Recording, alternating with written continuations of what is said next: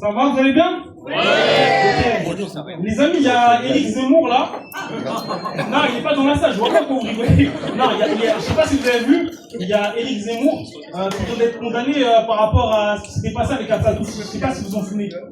Vous pouvez nous présenter, pour que les téléspectateurs qui nous regardent, ils sachent à qui que je parle. Ah, c'est Wallace. Moi, je suis un humoriste qui débute. Oui. Hein? Et donc, on est mis les noms Wallace Mendy. Bah, franchement, si vous connaissez pas, vu qu'il n'y a pas beaucoup de représentation de comiques sur la ville de Rouen, moi, je vous conseille de venir. Les Mikassi, ils en font un tous les mois. Donc, vous pouvez profiter si vous voulez rigoler un petit peu, passer du bon temps et bien manger. C'est l'endroit où on peut faire rigoler et passer des bons moments. Voilà. Bonsoir. En tout cas, on était là à l'intérieur, on a vraiment bien rigolé, on était vraiment satisfait. Qu'est-ce que vous avez fait pour que tout le monde y soit joyeux comme ça? Bah écoutez, nous on essaye justement de raconter des histoires qui parlent aux gens, faire en sorte que les gens justement puissent se reconnaître un petit peu dans nos histoires, les faire rire, mais aussi faire en sorte que ils puissent avoir une sorte de leçon de par les histoires qu'on a. Et puis voilà, on raconte nos quotidiens et le but c'est de faire rire les gens, les faire penser à autre chose. Donc c'est un petit peu comme ça que je définis mon humour. J'ai tendance à dire que l'humour c'est l'art justement de tuer la morosité, tu vois, de faire en sorte que les gens oublient leur quotidien et pensent à autre chose et tu leur fais du bien comme ça, donc voilà. Pouvez nous présenter les téléspectateurs qui nous regardent et sachent que nous sommes avec qui? Alors moi je m'appelle Benny, je suis congolais, hein, Mwana Mboka, Botamana Kinshasa, ouais. Et voilà, je suis Benny, mon nom de scène c'est Benz, BENS. Et voilà, on fait du stand-up là depuis 1 an et demi. Benny, ton inspiration quand tu fais les rigolades, tu t'inspires à qui? Alors moi j'ai beaucoup d'humoristes qui m'ont inspiré plus jeune. Il y a eu Thomas Nijol qui m'a beaucoup inspiré. Il y a eu Fabrice Yaleni qui est un des humoristes qui est passé ce soir aussi, qui m'a énormément inspiré. Et voilà, j'essaye de m'inspirer des meilleurs pour faire en sorte de faire progresser mon art et mon humour tout simplement. Donc voilà. Est-ce que tu as fait ça juste pour faire ou c'est un métier vraiment que tu prends dans tout ton cœur? Non, moi j'aimerais en faire un métier à 100%. J'ai fait ça pour quelle raison? Parce que moi lorsque j'étais plus jeune, j'ai grandi sans mon père, comme je disais sur scène un petit peu. Donc ma mère, j'étais seul à la maison avec ma mère et comme j'étais seul, ma mère elle travaillait beaucoup. Et comme elle travaillait beaucoup, le soir, j'étais souvent tout seul à la maison et pour pas me sentir seul, ce que je faisais c'est que je regardais à plus jeune des vidéos, des comédies, des spectacles, etc. Et en fait, le fait de rire et de passer du temps justement à regarder ces humoristes, ça me faisait du bien. Donc aujourd'hui en faire, c'est comme entre guillemets redonner ces lettres de noblesse à ces humoristes-là qui m'ont fait du bien, pour faire en sorte de faire du bien à mon tour à des gens dans le public qui ont peut-être passé une mauvaise journée. Bah, ils viennent le soir, ils rigolent, ils pensent à autre chose. Et voilà, c'est une forme d'amour, le fait de faire du bien aux gens par l'humour. Merci. Est-ce que là juste on va vous regarder ici à Saint-Etienne ou vous avez des groupes Non, moi je joue vous faites comment? Moi je joue un peu partout, hein. Oui. Je joue beaucoup à Paris, je joue au Paname, il y a un Comedy Club sur Paris un peu chrétien comme ça qui s'appelle l'Eden Comedy où je joue beaucoup aussi. Je joue au Fridge de Rouen, enfin voilà, on joue un peu partout. Le but c'est de pas rester que dans un seul endroit mais de se déployer un petit peu sur tout le territoire et si possible même à l'international. D'un point de vue francophone, hein, parce que bon, moi je parle français, l'anglais c'est pas trop ça. Hein, mais si on peut même se déporter à l'international à tous les endroits qui parlent un peu français, tout ça, on y va. Hein. Est-ce que vous avez aussi l'idée de créer un groupe? Créer un groupe, c'est-à-dire? C'est-à-dire que peut-être toi, l'autre, pour créer un groupe. Faire un duo? Faire un duo. Non, en fait, chez nous, comme les groupes théâtrales. Ah, les théâtres. Voilà. Ah, ok. Les sens de la session. Est-ce que vous avez l'idée ou pas? Ah, pour l'instant, moi, je suis pas encore à ça. Pour l'instant, déjà, le fait de travailler. Non, oui, non, pour l'instant, je suis pas encore à ce niveau de faire des groupes, etc. J'essaie. Tu veux que tu manges tout ficelle, quoi, pas les autres. Non, bien sûr, mais non, parce que regarde, nous, individuellement, on s'entraide beaucoup entre nous. C'est-à-dire, ah, regarde, j'ai une blague là pour toi qui marcherait mieux avec ton style à toi. Tiens, je te la passe. Donc, on s'entraide déjà entre humoristes. Mais faire un duo ou faire un groupe, c'est tout autre chose. Parce que là, ça devient du théâtre, comme on dit. Ça devient du théâtre. Il n'y a plus cette place-là, forcément, à l'improvisation, ou sinon, il faut avoir un talent particulier. Moi, talent que je n'ai pas encore. Donc, j'essaie de travailler d'abord cet art-là que je ne maîtrise pas, avant de pouvoir justement me diversifier dans d'autres arts qui sont encore beaucoup plus compliqués à maîtriser. Et moi, je respecte ces métiers-là. Donc, je pars du principe qu'il faut du temps. Donc, chaque chose en son temps. D'abord, je commence individuellement. Et après, si je commence à maîtriser, avoir une expertise dans ça, peut-être que oui, on s'exportera au pluriel, quoi. Donc, c'est quoi les réseaux sociaux que les gens peuvent vous suivre? alors, moi, c'est Instagram, Benz, BENS, Insta. BENS, Insta. Ok, merci. Bon, tes salutations. Merci, hein, merci pour l'amour, merci pour tout. Et voilà, hein, suivez-moi avec grand plaisir et voilà. Merci. On est ensemble. Merci pour le temps que vous avez disposé. Passez une bonne soirée. Merci, Merci. merci. Merci vous, vous êtes des fous, vous êtes des dingues, ça va, vous allez bien? Vous avez toujours de l'énergie pour moi ou pas? Je vais faire un maximum de bruit pour tous les comédiens qu'il y avait avant, s'il vous plaît.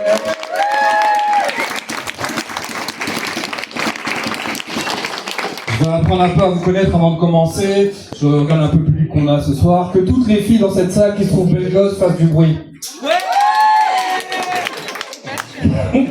C'est le moment le plus gênant du monde. Il y a une fille, elle a crié ouais, même c'est pas toujours fait.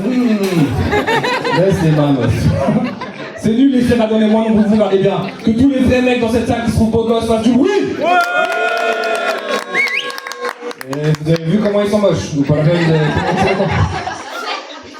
Les filles, ouais, vous êtes plus nombreuses, on va faire les malins ce soir. Vous savez que vous êtes le sexe fort de cette société, vous savez ça? Oui, bah oui. Vous avez gagné la guerre des sexes parce que vous avez réussi à nous faire croire, écoutez bien, que le sexe c'est comme une récompense. Et ça c'est tout gagné en vrai. Quand on dit quelque chose qui vous a pas plu, vous êtes là comme tu mérites pas. Tu ne le mérites pas. Et nous on est là, oui, je ne mérite pas, tu me dis qu'on le mérite, ouais, tu me dis qu'on le mérite. Quand on dit quelque chose qui vous a plu, vous êtes là, je crois qu'il y a quelqu'un qui a mérité un petit quelque chose. Nous on est des teubés à ce moment-là, oui c'est moi. C'est comme si vous étiez des dresseuses et nous on était des phoques, vous savez ou pas? Hein, c'est pour qui ça? C'est bon. On est faibles. Je vous en veux pas les gars, ok? C'est comme vous avant. Avant d'être gay, ma vie.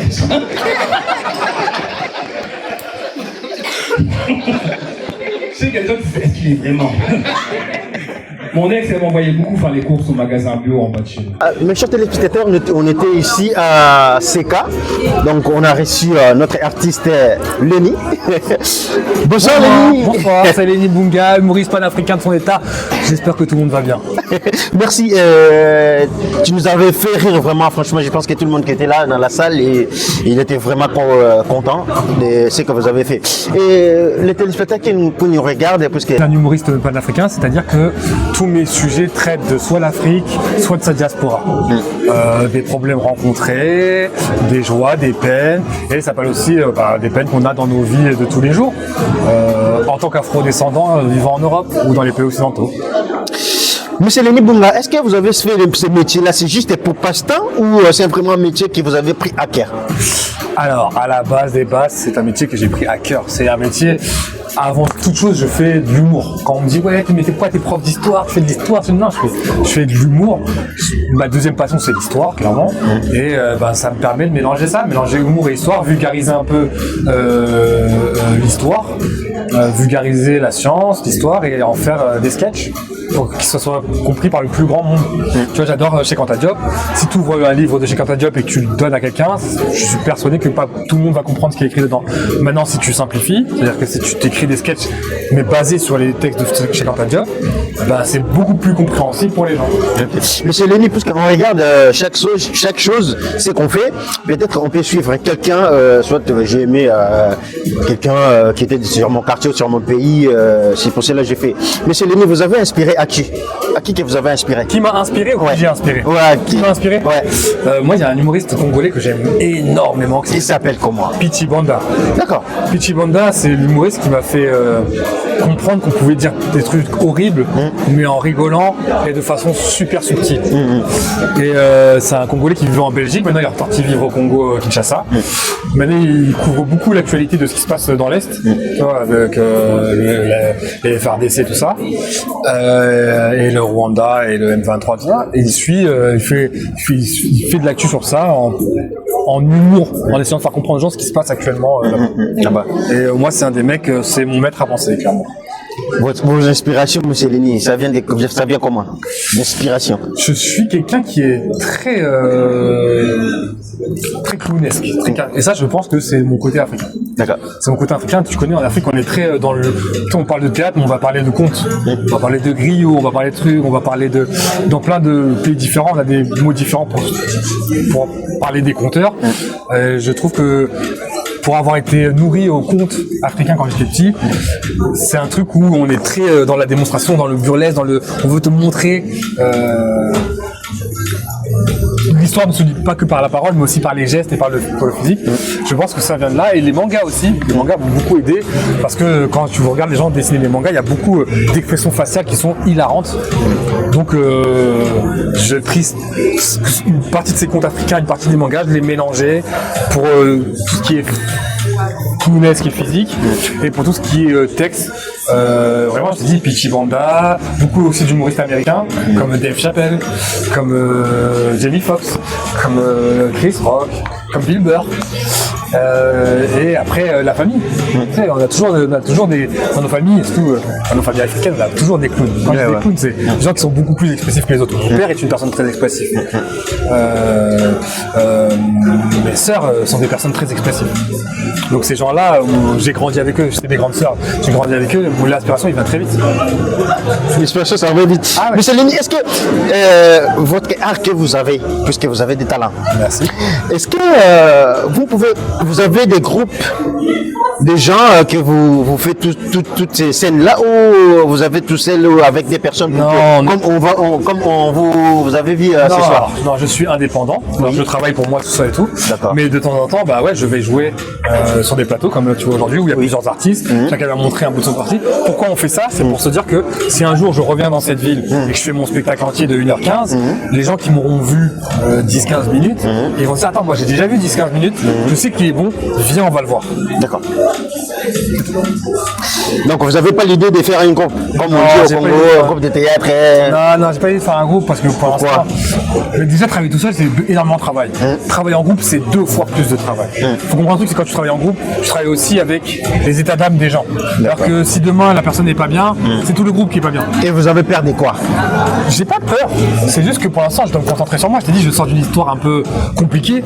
C'est très compliqué de dire, vas-y, là je sors d'une histoire, vas-y, je vais me mettre dans un groupe. Non, faut déjà que je me rétablisse moi-même, que je me renforce moi-même, que je reviens et que je dise, hey, ça y est, je suis de retour, c'est la guerre et on est là pour se battre.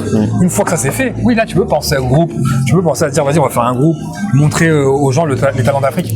Parce qu'il y en a énormément pour avoir. J'ai joué en Côte d'Ivoire, j'ai joué au Gabon, j'ai joué au Bénin, j'ai joué au Congo-Brazza. J'ai rencontré des talents 1000 fois plus forts que les talents qu'on a en France. Mais comme c'est pas une priorité l'humour. Dans nos pays, c'est pas un truc qu'on se dit on va manger grâce à l'humour. C'est pas un truc qu'on se dit. Nos parents, jamais tu leur as dit, tu leur as entendu dire, va faire de l'humour et rapporte-nous de l'argent. Jamais tu leur as. Mais après, aujourd'hui, Lenny, l'humour, ça paye. Hein. Je vais donner un exemple. Parce que les CK, on a vu les artistes congolais. Je pense que cette année, ils ont joué si je ne me trompe pas, à Paris. Si je ne me trompe pas. Puisque là, les humoristes, ils se retrouvent. Alors, ils sont des patrons. Oui, mais regarde ce que je te dis. Je ne te dis pas que l'humour, ça ne paye pas. Je te dis que dans nos mentalités africaines, chez nos parents, c'est pas un truc où on te dit, par exemple, on va te dire, va à l'école. Apporte-moi des diplômes. Donc, on va vraiment te dire, va au théâtre. Apporte-moi des Oscars. Apporte-moi de l'argent. Les parents, ils disent pas ça. Ils vont te dire, va à l'école, va au truc. Ils vont te dire, trouve-toi un vrai travail. Parce que pour eux, c'est pas un vrai travail. Moi, je me souviens, mais mon père, quand il disait, je vais faire ça, il disait, quand tu auras fini tes bêtises là, tu feras un vrai travail. Non, ils croyaient pas à ça, quoi. Mais non, parce que pour eux, c'est pas. L'humour n'est pas encore démocratisé comme en Europe. Quand je sais, je t'explique. Quand tu vas en Afrique, ils commencent à avoir des comédie clubs dans certains pays. En Côte d'Ivoire, il y a le Dikoko, au Maroc, au Bénin, ils commencent à avoir 2-3 comédie clubs, mais ça ne prend pas assez à l'échelle d'un continent, par d'un continent. C'est pas encore assez. Mais il y en a quand même quelques-uns. Il faut comprendre un truc. Il n'y a pas comme en Europe où on va te dire il y a une école d'humour. À Paris, tu peux aller dans une école d'humour. Tu peux aller à Montréal, il y a une école d'humour. C'est professionnalisé. Là où encore chez nous, c'est pas encore professionnalisé. Tu regardes, la musique n'est pas encore professionnalisée. On va trouver des talents, mais c'est pas professionnalisé. C'est-à-dire que quand je dis que c'est pas professionnalisé, c'est pas. Il n'y a pas des écoles de chant de musique. Il y a pas, on te donne pas des bourses pour que tu ailles étudier la musique. On te donne pas des bourses pour que tu ailles étudier l'humour. Là où en Europe on le fait. Parce que c'est professionnalisé. L'Afrique, ça va venir. On a des priorités. Tu sais, la priorité d'abord, c'est de manger, c'est de vivre, ce truc. Une fois que ces priorités, elles sont truc. Carré. On peut se concentrer sur les autres trucs. On peut se concentrer, une fois que l'éducation c'est fini, une fois que le truc, on peut se dire, ah bah, au-delà de l'éducation ou le truc, il y a l'humour. Il y a le truc. C'est une autre branche, on appelle ça le soft power. Si tu regardes les Nigérians, on aime tous les Nigérians, on aime tous l'Afrique du Sud, mais ils sont servis d'un truc, c'est que pour sortir de cette image misérabiliste qu'a le reste du monde sur nous, parce que nous on sait que nos pays sont pas misérabilistes, mais dans leur tête, quand t'es jamais allé en Afrique, tu n'as que la télé qui peut te montrer ce que c'est que l'Afrique. Et tu sais très bien que quand les médias européens ou occidentaux montrent l'Afrique, c'est pas valorisant. C'est soit des plaines avec des animaux, soit des gens pauvres qui ont des maladies, qui ont des trucs. On te montrera jamais qu'il y a des hommes en Afrique qui sont milliardaires. On te montrera jamais qu'il y a une classe moyenne en Afrique qui s'en sort très bien, qui n'a pas besoin de l'aide d'un qui n'a pas besoin de l'aide d'un Européen, qui n'a pas besoin de l'aide d'un Occidentaux, qui n'a pas besoin de l'aide d'une humanitaire, qui vit très bien, qui ramènent de l'argent dans leur famille, qui ont une vie normale, qui vont à l'école normalement. Ça, dans leur tête, déjà, ça n'existe pas. C'est soit t'es très pauvre, soit t'es très riche. Quand je dis très riche, c'est t'es un fils d'État, t'es un ministre, et tu voles l'argent du peuple. C'est tout pour eux. Il n'y a pas d'entre-milieu. Et tout le reste, là, la masse qui reste, c'est des pauvres, qu'il faut soigner, qu'il faut... Tu dis, bah, c'est cette image qu'on essaie de changer, en fait. C'est cette image qu'on essaie de changer. Monsieur Lémy, la prochaine fois, on va vous retrouver où la prochaine fois? Alors, la prochaine fois, on me retrouve, là, la prochaine date, c'est, je suis sur le festival Congo à Paris. D'accord. Un festival congolais sur Paris. Et ensuite, après, je pars jouer en Martinique. D'accord. Du 6 au 22 octobre. Ensuite, je pars jouer au Congo Kinshasa. D'accord. Du 26 octobre, je sais pas, au début novembre. Je vais rester une semaine en plus. Bon, écoute, on a tu sais, c'est quoi le problème? Regarde. C'est quoi? Quand je dis à mes compatriotes, à mes concitoyens, que j'apprends l'Lingala que maintenant. C'est que maintenant, parce que maintenant je vis dans un quartier plus congolais. Ouais. Donc eux ils se disent, nous on te parle en Lingala, que tu comprennes, que tu comprends pas. C'est comme ça que tu vas apprendre. Ils ont raison. Pourquoi je ne parle pas Lingala? Genre ils se disent, mais t'as pas appris de tes parents, c'est pas ça. Mon père est congolais, de Kinshasa. D'accord. Ma mère est de l'île de la Réunion. Ok. Donc deux langues c'est comme si tu comparais un portugais avec un suédois. Au niveau des kilomètres, c'est la même. Le suédois ne comprendra pas le portugais et le portugais ne comprendra pas le suédois. Ben là c'est pareil, le réunionnais ne va pas comprendre le quinois, le quinois ne va pas comprendre le réunionnais. Mais il faut comprendre un truc, c'est quand on était petit, je pense que mon père a essayé de nous apprendre. Il a essayé de nous apprendre et tout. Mais il avait une femme réunionnaise qui lui a dit moi je veux pas entendre tes bêtises, c'est moi là. S'il va l'apprendre, il va apprendre plus grand. Parce que ma mère, quand elle a voulu nous apprendre le créole réunionnais aussi, mon père a dit si on n'apprend pas mes bêtises, on n'apprendra pas tes bêtises. Ça fait que nos deux parents ne nous ont pas appris nos langues d'origine. C'est que plus tard qu'on a commencé à se dire moi un jour je veux aller là-bas, et pour aller là-bas il faut que j'apprenne les langues. Mais si tu vas là-bas, il faut apprendre. Là j'y vais en octobre, donc j'ai commencé à apprendre Lingala, mais c'est pas encore un Lingala fluide. D'accord, ok. Je connais les ancêtres, on te dit quand tu vas aller au pays, tu vas boire l'eau, tu vas parler. Tu vas parler Lingala. Donc je vais parler. Alors tu veux un petit mot en Lingala? Je peux te voir un petit mot en Lingala. Comment on dit encore alors? Il y a Eza Lokuta, c'est faux. Je vais pas dire c'est faux. Non, j'ai une phrase bien prise. Attends, c'est quoi? Non, mais chers téléspectateurs, j'ai noté la phrase. Il va sortir le téléphone. Écoutez bien. Non. C'est une phrase. En fait, j'ai plein de cours, donc j'ai plein de phrases. Mais je mélange mes mots. Donc, pour pas dire des bêtises. C'est pas encore maîtrisé, quoi. Non, attends. Donc Lenny, il va chercher sur les téléphones. Sur l'histoire, je suis incollable. Sur les alors attends, donc Lenny il va trouver ses mots sur le téléphone. Regardez bien. Voilà. Vous allez voir à quel point je travaille. Voilà, il travaille. Pour trouver les lingala, pour maîtriser les lingala. Voilà. On l'a. Alors, Allez, boum. On va trouver. la phrase que je voulais sortir, Ouais. c'est. La phrase. Non. Ok. Nalobaka lingala mabe. Ah, il parle lingala mauvais. Voilà. Ça, c'est les phrases que je sors à chaque fois qu'on prend lingala. Naloka lingala mabe. Ah, donc il parle lingala mauvais. Donc, le bar lingala mabe. Léni, merci Léni pour le temps que vous avez disposé pour répondre à toutes mes questions. Merci à toi. En tout cas, les téléspectateurs qui nous regardent, ils vont vous suivre sur quel réseau? Instagram. Oui. C'est quel nom? Sur quel nom? Lenny Bunga. Lenny L-E-2-N-Y, Bunga M-B-U-N-G-A. Ouais. Vous pouvez voir peut-être toutes mes vidéos où ça parle d'histoire africaine, du nord au sud, de l'est à l'ouest. Je n'ai négligé aucun pays et je parle aussi de nos problèmes sociétaux dans les pays occidentaux. Merci Léni. Merci à vous. Merci. C'est DM Media, ça. DM Media TV. DM Media TV, à tous les gars qui regardent DM Media TV, merci à vous de soutenir, d'être là. On est africain, c'est l'Afrique qui gagne. Merci. Et merci Léni.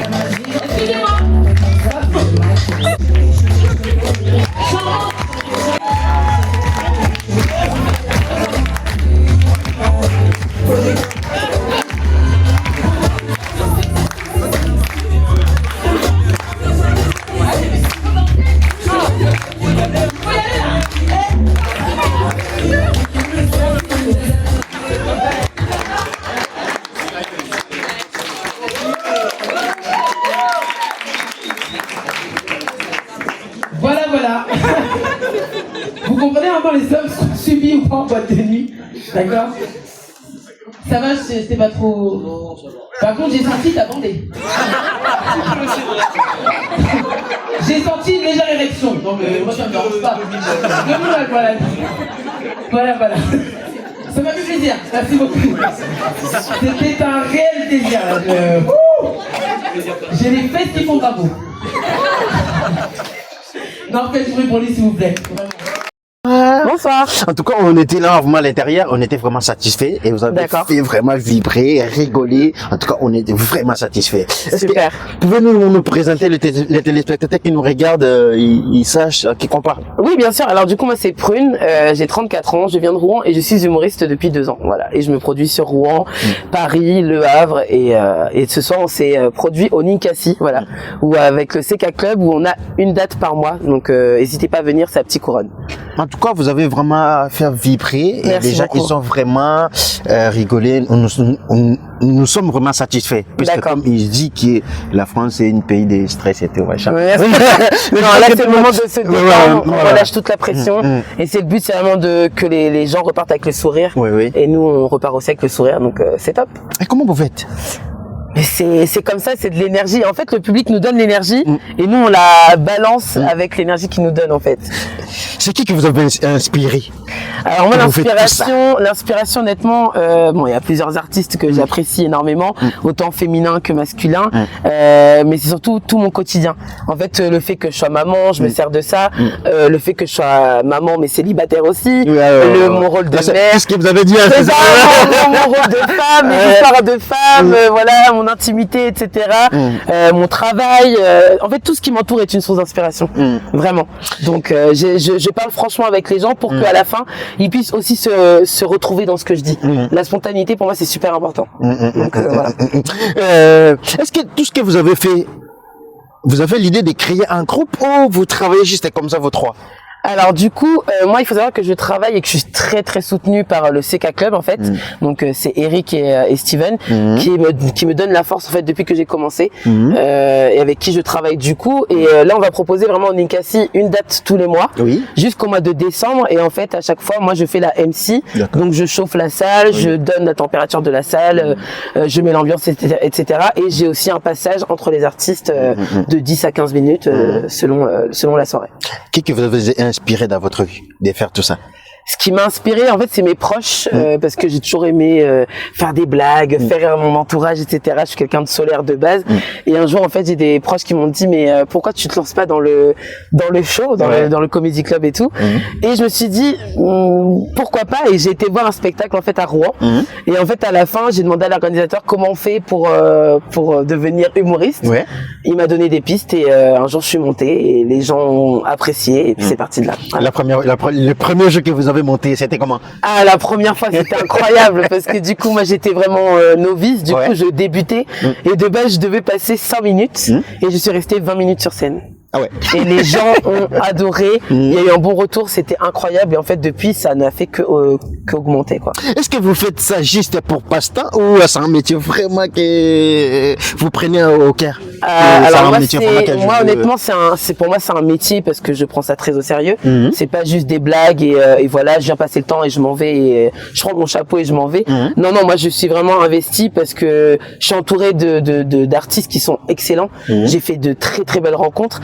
Et j'ai un travail à côté parce que pour l'instant voilà c'est que le début, ça fait 2 ans, mais mon but forcément c'est d'avoir mon spectacle et de me produire partout en France. En tout cas merci vous, vous avez du talent, Beaucoup. Et ceux qui nous regardent, ils vont vous suivre sur quelle chaîne, quel réseau? Alors du coup moi pour me suivre c'est pas compliqué, c'est sur Instagram et c'est Prune Bunel, voilà donc suivez-moi si vous avez envie et merci beaucoup.